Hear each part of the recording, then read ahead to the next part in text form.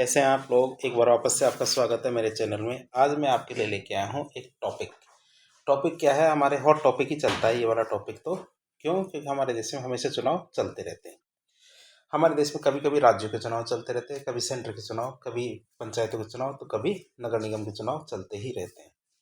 तो इस तरह हमारे देश के अंदर किसी न किसी क्षेत्र में हमेशा चुनाव चलते रहते हैं। इसलिए चुनाव हमेशा हॉट टॉपिक या मेन मुद्दा बना रहता है। चुनाव क्या हमेशा मेन मुद्दा बना रहता है।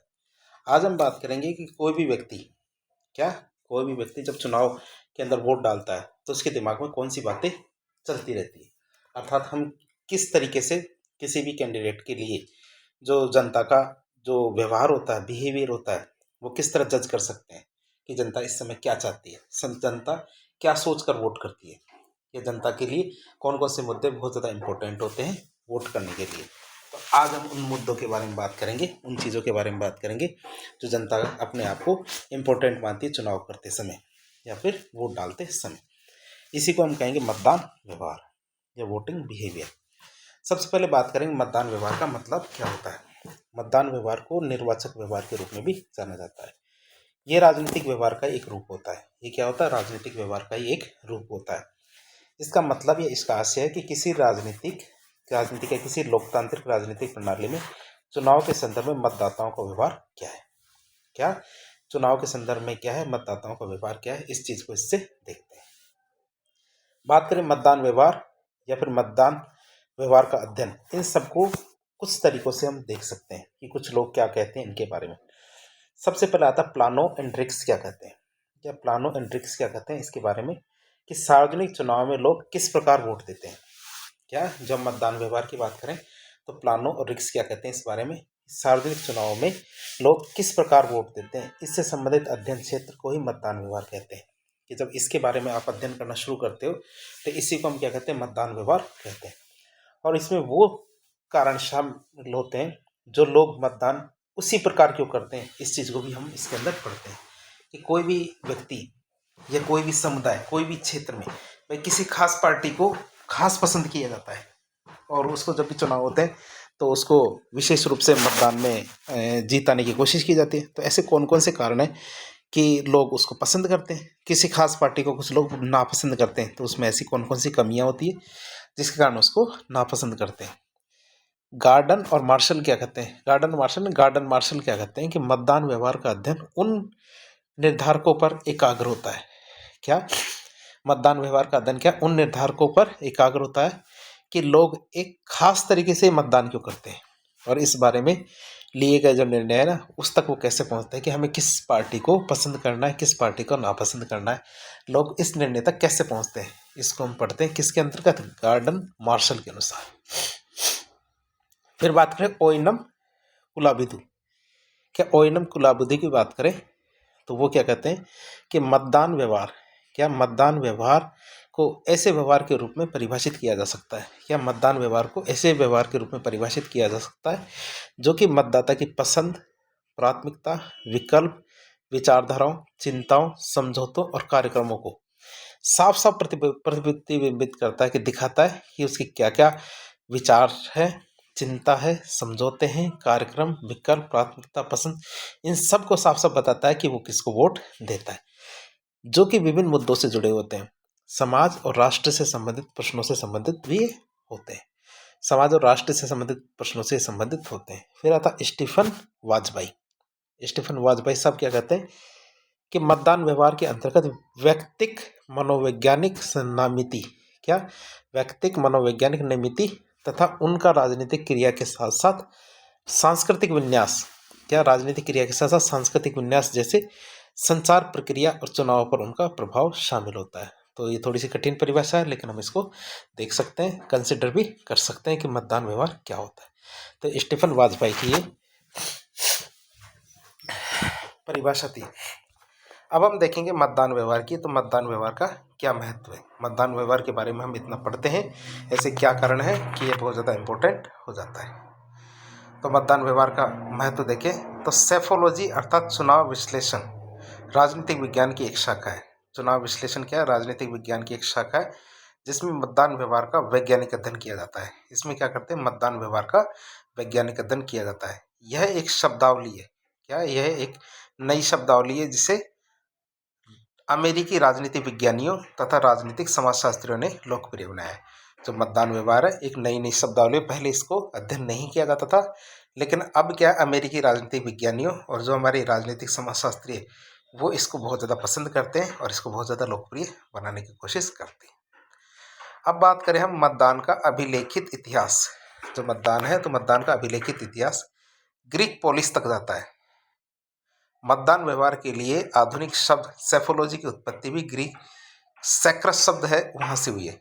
क्या? सेप्रस कहो या सैक्रस कहो, एक शब्द है, ग्रीक शब्द है, वहाँ से समझदार लोगों ने वहाँ से लिया इसको, जिसका अर्थ ऐसे मृदभांडों से है जिन पर कतिपय मत उत्कीर्ण होते थे। तो मृदभांड है तो वहाँ से इस चीज़ों को लिया जाता है।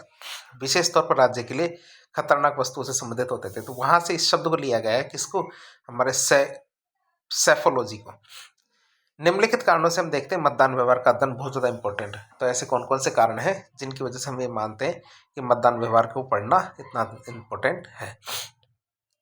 पहला कारण है कि ये राजनीतिक समाजीकरण की प्रक्रिया को समझने में सहायता करता है। ये क्या करता है? राजनीतिक समाजीकरण की जो प्रक्रिया है उसको समझने में सहायता करता है कि कौन सी राजनीतिक दल समाज में किस तरह से, यदि मान लो इस पार्टी को जिता दिया जाए तो समाज में किस तरह के परिवर्तन ला सकता है। क्यों? क्योंकि इसकी विचारधारा किस तरह की है और समाज में किस तरह के परिवर्तन ला सकता है। तो इसलिए हमें पता होना चाहिए कि ये जो मतदान व्यवहार है ये किस तरह से कार्य करेगा। यह क्या अभिजात्य के साथ साथ आमजनों में भी लोकतंत्र के अंतस्थितकरण इसकी जांच में सहायता करता है। यह क्रांतिकारी मतपेटी के वास्तविक प्रभाव का महत्व बताता है कि एक बार जैसे मान लो कि आम आदमी पार्टी को दिल्ली के अंदर हरा दिया गया। अभी हरा दिया गया का मतलब इस बार आम आदमी पार्टी के बजाय भारतीय जनता पार्टी को दिल्ली के अंदर एक सबकी पसंद के रूप के पार्टी के रूप में चुना गया है। तो इस तरह से हमने देखा, जबकि उससे पहले 2 बार पिछले 10 साल तक क्या हमारी आम आदमी पार्टी को बहुमत के साथ जिताया गया था। तो एक क्रांतिकारी मतपेटी की जो वास्तविक प्रभाव है उसके महत्व को दिखाता है कि हम जनता चाहे तो कुछ भी बदल सकती है। यह इस बात पर भी प्रकाश डालता है कि चुनावी राजनीति किस हद तक अतीत से जुड़ी हुई है। क्या? चुनावी जो राजनीति है वो किस हद तक अतीत से जुड़ी हुई है या विच्छेदित रहती है। यह राजनीतिक विकास के संदर्भ में, यह क्या राजनीतिक विकास के संदर्भ में आधुनिकता तथा प्राचीनता को नापने में भी सहायता करती है कि किस हद तक हम किसी पार्टी को यदि जिता देते हैं या किसी पार्टी को हम हरा देते हैं तो इससे हमारी आधुनिकता या प्राचीनता में किस तरह के बदलाव आते हैं, इसको जानने में हमें मदद मिलती है। अब बात करें जो एनसीएस है, एनसीएस किनी, इनके अनुसार मतदान व्यवहार को हम कैसे समझ सकते हैं। तो एनसीएस किनी के अनुसार देखें तो मतदान व्यवहार को हम कैसे समझ सकते हैं कि लोकतांत्रिक शासन को वैधता प्रदान करने का एक तरीका मतदान व्यवहार, राजनीतिक प्रक्रिया में सहभागिता को समावेश कर के राजनीतिक जो समुदाय है उसको एकजुट करना भी हमारे मतदान व्यवहार का हिस्सा है। जो निर्णय निर्माण है इसकी क्रिया को दर्शाना भी राजनीतिक व्यवहार का हिस्सा है। एक विशेष प्रकार की राजनीतिक संस्कृति में विन्यस्त एक निश्चित राजनीतिक जो उन्मुखीकरण है इसको संबद्ध करते हुए एक भूमिका अख्तियार करना भी एक तरह का मतदान व्यवहार है। एकल नागरिक का औपचारिक सरकार से सीधे संबंध स्थापित करना भी एक तरह का मतदान व्यवहार होता है। तो हमने देखा एनसीएस किनी के अनुसार मतदान व्यवहार किस तरह कार्य करता है। तो ये थोड़ी सी टेक्निकल भाषा है और ये हमारे एम लक्ष्मीकांत से लिया गया है। तो वहाँ उसमें तो वैसे भी टेक्निकल भाषा है, लेकिन आप बड़ी परीक्षाओं की तैयारी कर रहे हैं तो आपको इतनी सी टेक्निकल भाषा की समझ तो आनी भी चाहिए। फिर आता है हमारे मतदान व्यवहार के निर्धारित तत्व कौन कौन से होते हैं। क्या मतदान व्यवहार को कौन कौन सी चीज़ें निर्धारित करती है। भारतीय समाज अपनी प्रकृति और रचना में अत्यंत विविध होता है। कि भारतीय समाज क्या अपनी प्रकृति और अपनी रचना में क्या अत्यंत विविध है। इसलिए भारत में मतदान व्यवहार को प्रभावित करने वाले अनेक कारक, इसलिए क्या है भारत में मतदान व्यवहार को प्रभावित करने वाले अनेक कारक होते हैं। ये कारक क्या 2 बड़ी कोटियों में बांटे जा सकते हैं, एक तो सामाजिक आर्थिक कारक और एक राजनीतिक कारक। अब इनकी व्याख्या हम देखते हैं कि मतदान व्यवहार को कैसे कैसे सामाजिक आर्थिक कारक और राजनीतिक कारक प्रभावित करते हैं। सबसे पहला आता हमारा जाति। जाति किस तरह मतदान व्यवहार को निर्धारित करती है। जाति क्या मतदाताओं के व्यवहार को प्रभावित करने वाला एक महत्वपूर्ण कारक होता है। जातियों का राजनीतिकरण क्या जातियों का राजनीतिकरण और राजनीति में जातिवाद भारतीय राजनीति की महत्वपूर्ण विशेषता रहती है। क्या जातियों का राजनीतिकरण और राजनीति में जातिवाद भारतीय राजनीति की महत्वपूर्ण विशेषता रही है।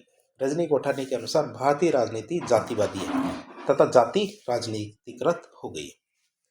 मतलब भारत में राजनीति का तो जातिकरण हो गया और जातिवाद का राजनीतिकरण हो गया। राजनीतिक दल अपनी जब चुनावी रणनीति बनाते हैं तो उस समय जाति की कारकों का विशेष ध्यान रखते हैं। क्या कि जब राजनीतिक दल चुनावी रणनीति बनाते हैं तो उस समय जाति के कारकों का विशेष ध्यान रखते हैं। फिर बात करें पॉल ब्रास की, तो पॉल ब्रास ने भारतीय मतदान व्यवहार में जाति कारक की भूमिका को व्याख्या करते हुए कहा है कि स्थानीय स्तर पर देहात में मतदान व्यवहार का सबसे महत्वपूर्ण कारक क्या है? जाति एकता है। स्थानीय स्तर पर देहात में, देहात का मतलब ग्रामीण क्षेत्र की बात करते हैं, तो स्थानीय स्तर पर देहात में मतदान व्यवहार का सबसे महत्वपूर्ण कारक क्या है? जाति एकता।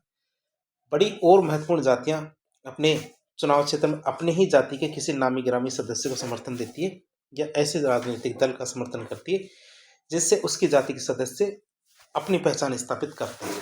तो जातिवाद इसमें बहुत महत्वपूर्ण कार्य करता है। हालांकि स्थानीय गुट तथा स्थानीय राज्य गुट गठबंधन, जिसमें अंतर्जातीय गठबंधन भी महत्वपूर्ण कारक होते हैं, इनमें भी महत्वपूर्ण क्या होता है? मतदान व्यवहार। तो मतदान व्यवहार इन सब चीज़ों को प्रभावित करता है। तो हमने देखा पॉल ब्रास के अनुसार। दूसरा कारक है कि मतदान व्यवहार को प्रभावित करने वाला धर्म।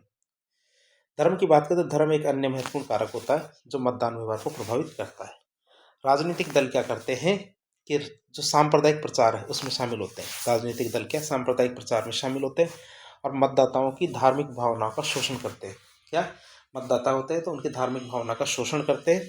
अनेक सांप्रदायिक पार्टियों के होने से धर्म का भी राजनीतिकरण हुआ है। क्या अनेक सांप्रदायिक पार्टियां होने से क्या हुआ? धर्म का भी राजनीतिकरण हुआ है। भारत क्या एक धर्मनिरपेक्ष राष्ट्र होते हुए भी कोई दल राजनीतिक जो चुनावी राजनीति में धर्म के प्रभाव की अवहेलना नहीं कर सकता। भारत क्या एक धर्मनिरपेक्ष या पंथ निरपेक्ष राज्य है, फिर भी कोई दल क्या चुनावी राजनीति में धर्म के प्रभाव की अवहेलना नहीं करता। मतलब सभी धर्म से फायदा उठाने की कोशिश करते हैं। अब हम बात करेंगे भाषा पे। भाषा किस तरह चुनावी व्यवहार को प्रभावित करती है। भाषा की बात करें तो भाषाई विचार भी लोगों के मतदान व्यवहार को प्रभावित करता है। क्या भाषा का विचार है, भाषाई विचार भी क्या करता है? लोगों के मतदान व्यवहार को प्रभावित करता है। चुनाव के दौरान राजनीतिक दल क्या चुनाव के दौरान राजनीतिक दल लोगों की भाषाई भावनाएं उभार करके उनके निर्णयों को प्रभावित करते हैं। भाषा के आधार पर राज्यों का पुनर्गठन 1965 में और उसके बाद यह स्पष्ट रूप से क्या भारतीय राजनीति में भाषाई कारक का महत्व को दिखाता है कि दक्षिण भारत में कई पार्टियां तो केवल भाषा का विरोध करने के आधार पर ही बनी थी। तमिलनाडु में डीएमके पार्टी, आंध्र प्रदेश में टीडीपी पार्टी के दलों का उदय तो निश्चित रूप से किस आधार पर हुआ है? भाषावाद के आधार पर ही हुआ है। किस आधार पर? भाषावाद के आधार पर ही हुआ है। फिर आता हमारा क्षेत्र। क्या आता है? क्षेत्र। क्षेत्र की बात करें तो क्षेत्रवाद तथा उपक्षेत्रवाद भी मतदान व्यवहार में बहुत महत्वपूर्ण भूमिका निभाता है। और क्षेत्रवाद और उपक्षेत्रवाद दोनों ही क्या करते हैं? मतदान व्यवहार में बहुत महत्वपूर्ण भूमिका निभाते हैं। उपराष्ट्रीयता की संकीर्ण भावनाएं या उपराष्ट्रीयता की संकीर्ण भावनाएं अनेक राज्यों में क्षेत्रीय दलों के उदय का कारण बनी है। ये जो क्षेत्रीय दल हैं, ये क्षेत्रीय दल क्षेत्रीय अस्मिताओं और भावनाओं के आधार पर मतदाताओं की मत को अपील करते हैं। ये जो क्षेत्रीय दल क्या करते हैं? क्षेत्रीय अस्मिताओं और भावनाओं के आधार पर क्या करते हैं? मतदाताओं से मत की अपील करते हैं कि भैया हम आपके क्षेत्र की पार्टियां, हमको दूसरे एरिया की पार्टियां तो है नहीं, तो आप क्या हमें वोट दो, न कि दूसरी पार्टियों को। कभी कभी अलगाववादी दल चुनाव बहिष्कार की अपील भी करते हैं। कई प्रकार के जो अलगाववादी दल होते हैं वो कहते हैं कि ये जो पार्टियां हैं ये हमारे क्षेत्र की तो है नहीं, तो हमें वोट डालने की कोई जरूरत नहीं। मतलब चुनाव का बहिष्कार करते हैं। फिर आता हमारा व्यक्तित्व, पर्सनैलिटी। तो दल के नेता का करिश्माई व्यक्तित्व, क्या दल के नेता का करिश्माई व्यक्तित्व भी मतदान व्यवहार को प्रभावित करता है। जिस प्रकार हमारे जवाहरलाल नेहरू, इंदिरा गांधी, राजीव गांधी, जयप्रकाश नारायण, अटल बिहारी वाजपेयी, नरेंद्र मोदी जी, इन सब की ऊंची छवि ने मतदाताओं को उनके दलों और उनके द्वारा समर्थित दलों के पक्ष में वोट डालने के लिए प्रभावित किया है। ये कहते थे जिसको वोट डालने के लिए, तो लोग क्या उसी को वोट डालने के लिए तैयार हो जाते थे। इसका कारण था उनकी ऊंची छवि।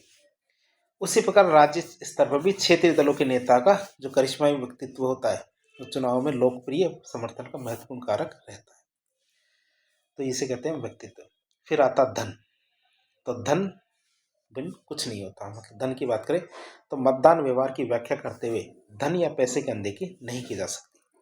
क्या मतदान व्यवहार की व्याख्या करते हुए धन या पैसे की अनदेखी नहीं की जा सकती। चुनावी खर्चों पर सीमा बांधने के बावजूद ये सभी ने क्या चुनावी खर्चे पर सीमा बांधने की कोशिश की है कि एक पार्टी एक सदस्य लोकसभा का चुनाव हो चाहे हमारे विधानसभा का चुनाव हो एक निश्चित राशि ही खर्च कर सकता है, उसके बावजूद करोड़ों रुपए खर्च किए जाते हैं। मतदाता अपने मत के बदले पैसा या शराब या कोई और दूसरी वस्तु भी मांग कर लेता है। दूसरे शब्दों में कहे वोट के बदले नोट। इस शब्द का इस लाइन का खुलेआम प्रचलन होता है। हालांकि धन मतदाता के निर्णय को सामान्य परिस्थितियों में ही प्रभावित कर सकता है, चुनावी जोर की स्थिति में नहीं। कि जैसे पहले हमने देखा तो बीजेपी की लहर आई थी 2014 के अंदर, उस समय चाहे दारू बांटो, शराब बांटो, पैसा बांटो, कुछ ही करो, लहर के सामने कोई कुछ नहीं कर सकता। अर्थात चुनावी जोर के सामने ये धन की कोई महत्ता नहीं रहती। इसी मामले में पॉल ब्रास क्या कहते हैं कि पॉल ब्रास ने वेब इलेक्शन को इस प्रकार परिभाषित किया है। वेब का मतलब जो लहर आती है किसी पार्टी के प्रति, किसी व्यक्तित्व के प्रति, तो उसको किस तरह से परिभाषित किया है। वेब इलेक्शन वह है जिसमें मतदाताओं के बीच एक ही दिशा में एक प्रवृत्ति बननी शुरू हो जाती है जो कि किसी एक राष्ट्रीय दल अथवा उसके नेता के पक्ष में होती है। ये किसी एक मुद्दे पर अथवा अनेक मुद्दों पर हो सकती है जो स्थानीय गणना गठबंधनों का अतिक्रमण कर जाता है और बड़ी संख्या में प्रतिबद्ध मतदाताओं की एक ही दिशा में गांव दर गांव और चाय की दुकान तक उसको खींच के ले जाता है। अर्थात उस पर चर्चा होनी शुरू हो जाती है और उसका वोटिंग बिहेवियर उसी तरफ मुड़ जाता है। फिर आता है सत्ताधारी दल का प्रदर्शन। सत्ताधारी दल का प्रदर्शन की बात करें तो चुनाव के मौके पर प्रत्येक राजनीतिक दल अपना चुनावी घोषणा पत्र जारी करता है। क्या होता है, हर चुनाव के मौके पर जो राजनीतिक दल होते हैं अपना चुनावी घोषणा पत्र जारी करते हैं जिसमें मतदाताओं से अनेक प्रकार के वादे किए जाते हैं। उस चुनावी घोषणा पत्र में क्या होते हैं, बहुत सारे वादे किए जाते हैं। इसी चुनावी घोषणा पत्र के आधार पर सत्ताधारी दल के प्रदर्शन का निर्णय किया जाता है कि इस पार्टी को हमने पिछली बार वोट दिया था, उसने जो चुनावी घोषणा पत्र किया था उनमें से कौन कौन से वादे इसने पूरे किए हैं, कौन कौन से नहीं। 1977 में कांग्रेस पार्टी की हार, 1980 में जनता पार्टी की हार भी यही दर्शाती है। सत्ताधारी दल मतदाता व्यवहार को प्रभावित करता है। जो सत्ताधारी दल है मतदाता व्यवहार को प्रभावित करता है। इसी प्रकार एंटी इनकम्बेंसी फैक्टर अर्थात सत्ताधारी दल के कार्य प्रदर्शन से असंतोष निर्वाचकीय व्यवहार एक निर्धारक तत्व साबित होता है। अभी हाल ही में जो हमारे दिल्ली सरकार की बात करें तो इसमें जो हमारी आम आदमी पार्टी की सरकार की जो हार हुई है यह भी यही दिखाती है कि जिन कारणों को लेके, जिन उद्देश्यों को लेकर आम आदमी पार्टी की घटना की गई थी, घटना का मतलब गठन किया गया था। आम आदमी पार्टी पिछले 5 साल से उन्हीं मुद्दों के ऊपर से घिरी हुई है, अर्थात भ्रष्टाचार को दूर करने के लिए या इन मुद्दों के ऊपर ही आम आदमी पार्टी का गठन किया गया था, स्थापना की गई थी।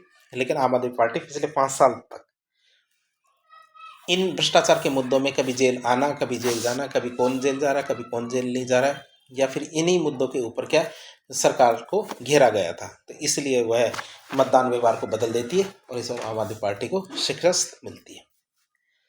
अब हम बात करेंगे दलीय पहचान की। दलीय पहचान की बात करें तो राजनीतिक दलों के साथ साथ निजी और भावनात्मक जुड़ाव भी मतदान व्यवहार निर्धारण करने में एक बहुत बड़ी भूमिका निभाते हैं।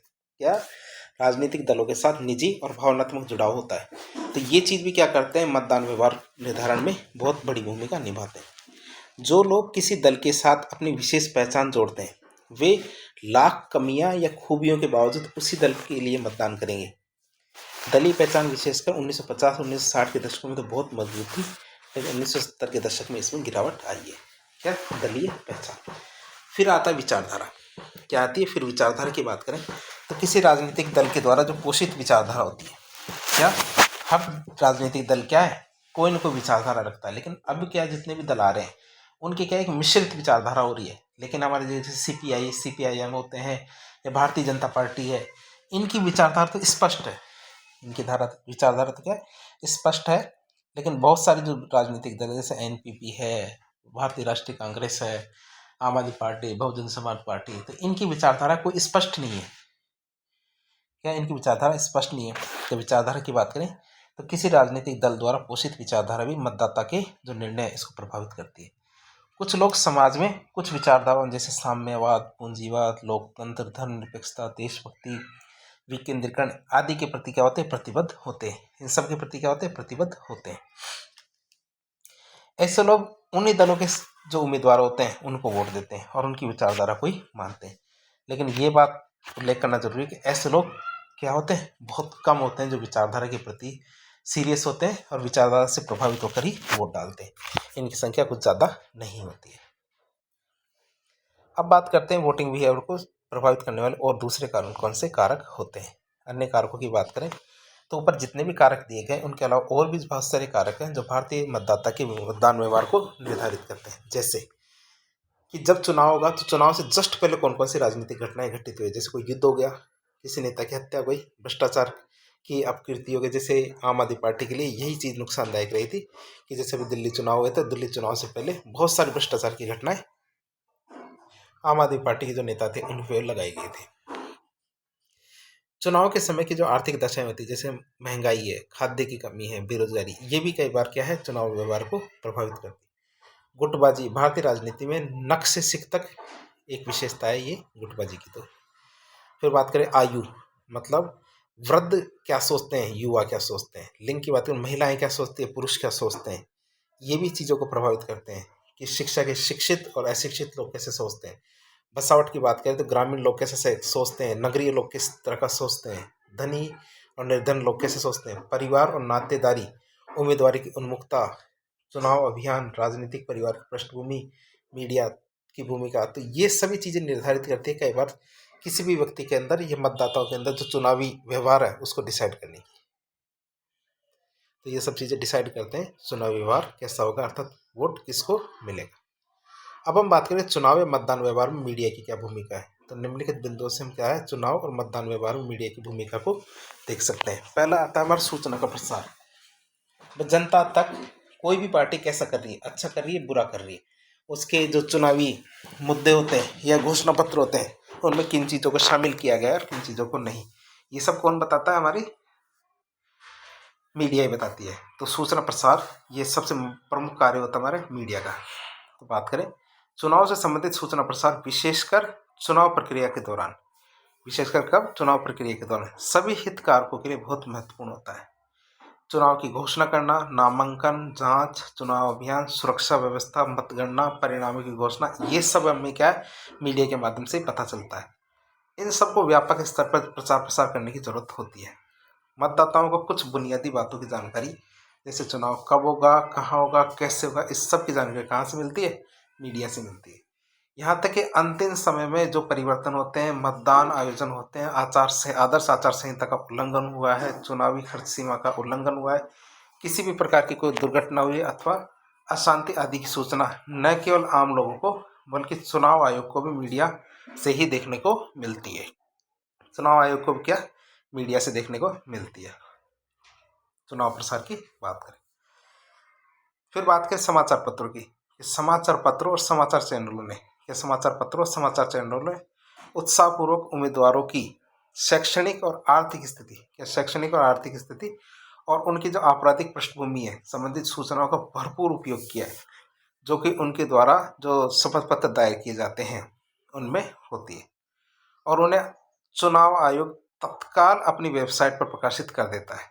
चुनाव आयोग क्या करता है, उनको तत्काल अपनी वेबसाइट पर प्रकाशित कर देता है। चुनाव प्रणाली में ईमानदारी और पारदर्शिता को यह और भी बढ़ा देता है। चुनाव प्रणाली में क्या होता है, ईमानदारी और पारदर्शिता का क्या करता है, यह और भी बढ़ा देता है। तो मीडिया बहुत बड़ी काम की है। फिर बात करें आदर्श आचार संहिता और अन्य कानूनों के लिए भी हमारी मीडिया बहुत ज़्यादा काम करती है। तो बात करें आज के लोकतांत्रिक और राजनीतिक भूदृश्य में एक वॉचडॉग या प्रहरी के रूप में मीडिया की भूमिका बहुत ज़्यादा इंपॉर्टेंट है। किसकी, मीडिया की। मीडिया पेशी बल और धन बल की घटनाओं को फौरन उभारता है और मतदाता को नैतिक और प्रलोभन रहित मतदान के लिए शिक्षित करता है। यह आदर्श आचार संहिता के उल्लंघन के मामलों को भी ला सकता है। ये क्या, कोई यदि नेता आदर्श आचार संहिता का उल्लंघन करता है तो सबके सामने उसको लेके आता है। जैसे घटना का प्रसार करने वाले भाषण, मतदाताओं को प्रभावित करने वाले आधारहीन और अप्रत्याशित आरोप, मीडिया की इन उल्लंघन संबंधी रिपोर्टों का चुनाव आयोग उसी प्रकार संज्ञान लेता है जैसे कोई औपचारिक शिकायत होती है उनका। मीडिया राजनीतिक कार्यकर्ताओं, मतदाताओं को आदर्श आचार संहिता के प्रति संवेदित करता है, बल्कि उन कानूनों के प्रति भी जो चुनाव का प्रशासन करते हैं। तो इस तरह से मीडिया क्या करता है, आदर्श आचार संहिता और अन्य कानूनों का भी क्रियान्वयन करने में मदद करता है। अब बात करें चुनाव कानूनों का पालन। या चुनाव कानूनों के पालन की बात करें तो चुनाव आयोग मीडिया का नियमन नहीं करता। चुनाव आयोग क्या मीडिया को कंट्रोल या नियमन नहीं करता, लेकिन उस पर कानूनी प्रावधानों और न्यायालय के जो आदेश होता है उनका पालन करने का दायित्व होता है। किस पर? मीडिया पर। इसका संबंध मीडिया से अथवा उसके कामकाज के कुछ पक्षों से अवश्य होता है। चुनाव के दौरान मीडिया उपस्थित और हर स्तर पर सक्रिय रहता है। इसका मतलब यह है कि मीडिया को भी चुनाव कानूनों का पालन करना पड़ता है। और वो कौन कौन से कानून है उनकी बात करें, मीडिया को कौन कौन से चुनाव कानूनों का पालन करना पड़ता है तो बात करें, पहला आता है जनप्रतिनिधि अधिनियम 1951 की धारा 126। क्या? जनप्रतिनिधि अधिनियम 1951 की धारा 126 की बात करें तो ये धारा चुनाव सामग्री के सिनेमेटोग्राफी, टेलीविजन और अन्य ऐसे उपकरणों के माध्यम से चुनाव संपन्न होने के 46 घंटों के अंदर प्रदर्शित करने से रोक लगाती है कि ये सब चीज़ें क्या है, 46 घंटों के अंदर अंदर प्रदर्शित नहीं कर सकते हैं। दूसरा, जनप्रतिनिधि अधिनियम 1951 की धारा 126A, ये एग्जिट पोल और उसके परिणामों के प्रसार पर प्रथम चरण के चुनाव शुरू होने से पहले और अंतिम चरण के चुनाव संपन्न होने के बाद के आधा घंटे बाद तक या आधे घंटे बाद तक की अवधि तक रोक लगाती है कि कोई भी एग्जिट पोल नहीं देने। यह सभी राज्यों और केंद्र शासित प्रदेशों के लिए लागू किया जाता है। फिर आता जनप्रतिनिधि अधिनियम 1951 की धारा 127A, तो चुनाव संबंधी पंपलेट, पोस्टर आदि सब मुद्रण, प्रकाशन इत्यादि इसके द्वारा ही शासित होता है। इसके अंतर्गत ऐसी मुद्रित सामग्री का मुद्रक एवं प्रकाशक पर नाम पता मुद्रित करना पड़ेगा। कोई भी पंपलेट हो, पोस्टर हो, जो ये छापता है या छपवाता है, तो जो भी छापने वाला होता है उसको सबके नाम लिखे होने चाहिए, कौन छपवा रहा है, कौन छाप रहा है, ये सब चीज़ें लिखी होनी चाहिए।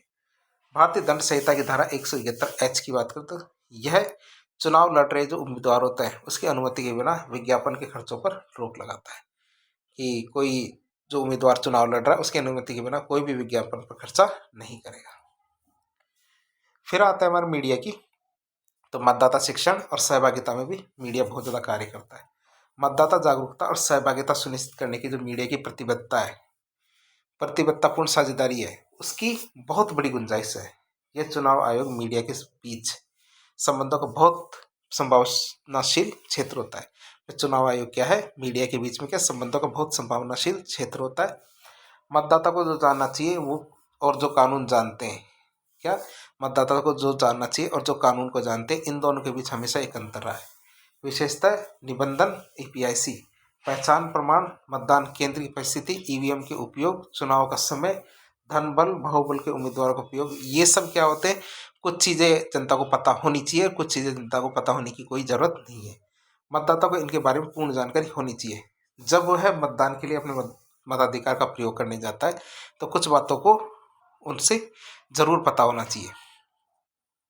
मतदाता शिक्षण एक ऐसा वातावरण बनाने में सहायता करता है जिससे लोग लोकतांत्रिक मूल्यों को ग्रहण करते हैं।